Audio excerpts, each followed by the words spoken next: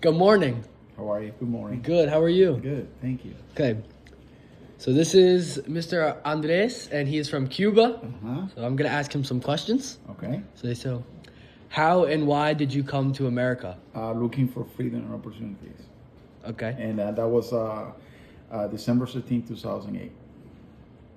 What is your favorite part of Cuba? I guess the beach. The beach? Mm-hmm.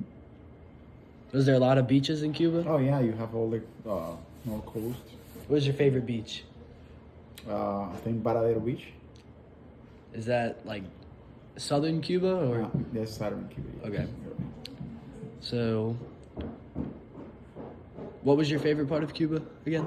Varadero Beach. Okay, I mean, if we're talking about a beach, that's one of the best. So why is the beach your favorite place? Oh, because the sun is fantastic. And the ocean, you can see your feet through the water. Did you go fishing there a lot? No. Is there a lot of people Cubans fishing? are not allowed to fish. Oh, really? What is a big difference from the U.S. and Cuba? Freedom. Freedom? We still have freedom. Well, I don't know how long Was we're the gonna have it, government was different? but, yeah, it's one family control everything. There wasn't like you don't vote a president. It's like Well, I camps. mean, you go on board, but there's only one candidate, only one, partido. So, what is the best and worst part of Cuba? well, I guess the best part,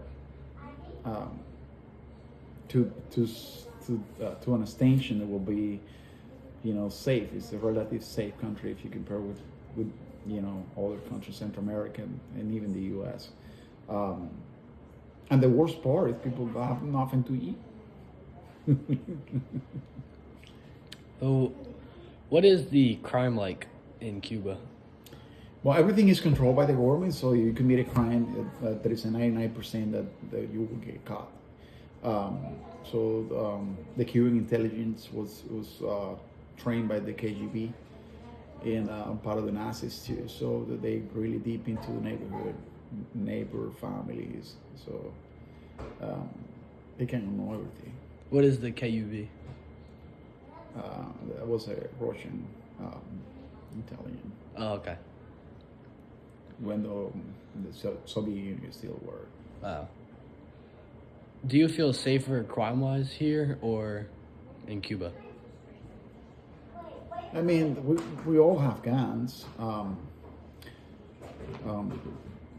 I think big percentage of the population will care about using it. Small percentage will not take life seriously. So you're totally dangerous all the time. I think it's risky to live here there when it comes to safety, because people don't have guns in Cuba.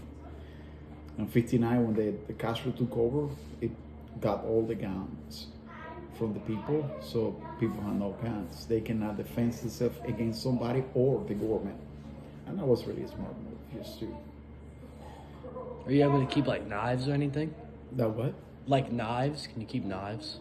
Yeah, I mean, you have a kitchen knife, but... Is that considered like a weapon? Are you able to like keep that on you to defend yourself? Well, you might get a fine if they catch you or something like that on the street. But yeah, there's crimes that are committed with arma blanca, white type of weapons. That's what they call it. If you could live in Cuba forever, would you? I don't think so. You prefer the U.S.? Oh yeah, 100%. Why do you prefer the U.S.? Well, first of all, in Cuba, you got no expectations. So you go to college, you get a career, you become somebody with a degree, and then you make $2 a month. So that doesn't allow you to buy anything for you, for your family. That's where I left. Went to college, I got a bachelor's degree, I did my master's degree, and then nothing else for me to... Is the currency like... Oh, one different? Cuban pesos is right now is 100. 1 Cuban pesos is 250. No, $1 is 250 Cuban pesos. So, what is the culture like in Cuba? Oh, it's so much. It's so much to. I mean, I think New Orleans and Cuba have a lot of similarity because the presence of the Spaniards, the French, and the African American, no, the African. So the African, the Spanish, and the French, and we had the African American. Well, yeah, descending of the Africans too, and the French and the Spaniards. So I think that make it really kind of the same flavor. So, what sets Cuba apart from other countries? Say one more time. What sets Cuba apart from other countries? Well, it's an island, so it's isolated for other countries. So everything that is coming in and out is controlled by the government power. So it keeps. I mean, we didn't have internet until what 10, 15 years ago. So, so we were really isolated, and things start changing in the 90s with the Soviet Union disappear.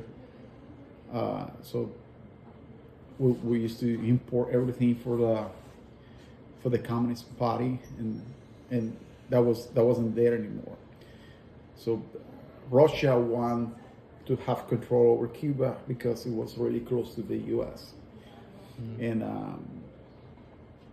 but you know, with the time and it's not a URSS anymore, Soviet Union anymore, and then all the missiles you can put in China and get it delivered right here. You don't need to be geographic close to the place to start with. So I mean, we miss Cuba as a country lost interest. I mean, other countries like Russia lost interest in Cuba as a country because of now they can do a war without being geographically close to it. Okay. Mm-hmm.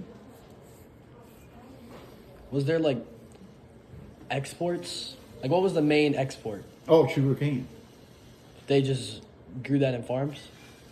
Yeah, the whole country was sugarcane before '59. But now I'm going back to Cuba, visit my parents, and I have to carry 5 pounds of sugar because they don't have it. Oh. That's what communism does. That's what the communism does to countries. So we have to be really careful what is going on in ours. So is sugar like expensive now? But Okay, it's bye. not. It's not like it's expensive. It's just you can find it. Oh. So you got with money, and it's hard to find it.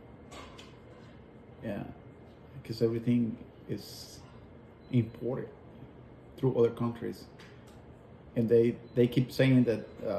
So we are in this situation because of America, and in America, you have us blocked for us to do better. But in reality, we as an Americans, we export into Cuba. I mean, more than 90% of their chicken that they're eating, they don't have the money to pay. That's why they don't have everything they needed when it comes to food at pharmacy but yeah. All right. Thank you. You're welcome, sir.